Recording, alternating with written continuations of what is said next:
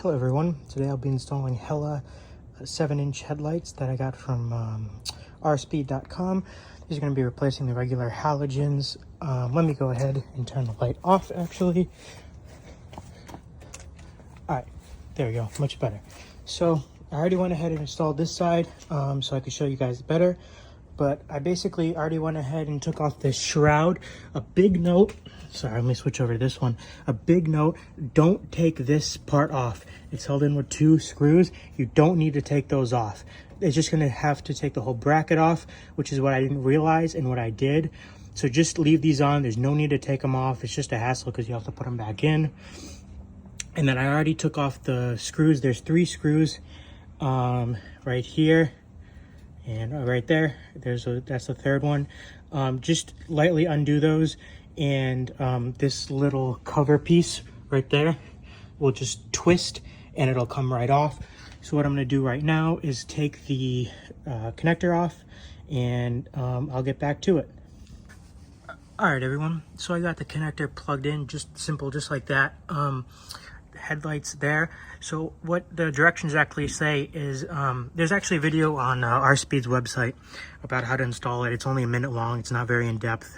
So I wanted to make this one and show you better. So what you're going to do is, once you have this connected to the connector, you're just going to want to zip tie it out of the way. So what I did on the other side, I'll show you, which is probably what I'm going to do on this side, is I ran a zip tie through this hole right here, ran it through behind the light.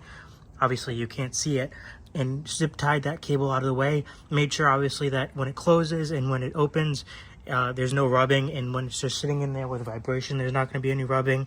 So what I'm going to do is go ahead and zip tie that out of the way, and then I'll get back to you and show you how to do the rest. All right, everyone, so I got this zip tied out of the way. You can see I ran the zip tie through here, then it comes up through this hole right here and into here, where it's zip tied, holding this down. I'm gonna go ahead, and it's a little tedious to install a light, so what I'm gonna do is do that right now. And by the way, also if you misplace like these screws that hold the little bracket that you twist on, I lost a couple of those on the other one because silly me decided to take this bracket off even though I didn't know it. So I actually went in my got a bunch of bolts, probably more than I need. Got a bunch of these. They're little tiny M4 by, I want to say 10 or something. So these are perfect replacement for the screws. They should hold up just fine. So I just want to let you know, I'm going to put it on because it's a little hard to film. And then I will get back to you and then show you how I did it. But it's pretty much, just to recap, you're going to put the screws, the bolts in my case, into here. Oops. Trying to film, and okay, so put the bolts in there. There's this one, that one, and then this one I still have the screw for right here. Then you're going to take this bracket. Let me get the bracket. Oops. And make sure the size is a little bit awkward. They aren't all equidistant. These two are closer than this one, so just line it up. It took me a minute to try to line these up accurately. Line them up so that these holes right here obviously slot into the screw. Then you just twist it and tighten the bolts down. So that's pretty much all you have to do. I just wanted to show you. I will put it on and then show you again. It'll be a little easier with everything installed. So I'm going to get to that, and I should see you guys in a minute. All right, everyone, so it's not fully on right now, but it's pretty much there. All I have to do is tighten the bolts down. So just to show you what I mean by the sliding action, as you can see that once this has like a opening, so you can slide the bolt, and then when you just twist it and nip those bolts up. It was a little tedious because I obviously lost the screws, so the heads of these were a little bigger, so I couldn't put the bolt in, then slide the plate over it, which is why that little opening is there. I had to put the plate on and then put the bolt. So it was a little tedious, not bad. That's actually what you probably saw in the beginning of the video, how torn up my hands are. One of those days, but it's all good.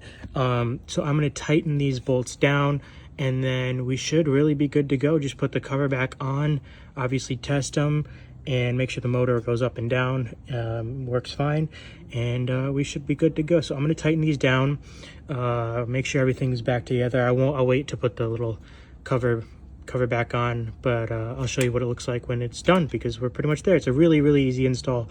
Something that I really recommend you do, especially if you do night driving. It's just not safe, especially with these old halogens. I mean, it's a 1990 car, so it's what, 32, almost 33 or 33 years old now. So more than that now, because it was actually built in 1999 or 1989. I'm sorry, but anyway, I'm talking too much. But anyway, yeah. So I'm gonna do that and see you there.